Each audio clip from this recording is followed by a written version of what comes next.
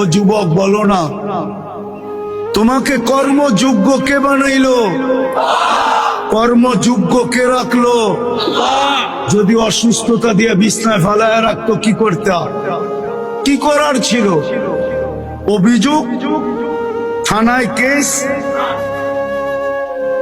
কোর্টে যায় আপিল, র্যাবের কাছে নালিশ, কি করার ক্ষমতা ছিল? অস্তিত্বটাকে দিল, কর্মযোগ্যকে বানাইলো। কর্মযোগ্য কে রাখতেছে? কতটুক নুন খাই, গুণ কতটুকু গাই? গুণ তো গাই না আল্লাহ।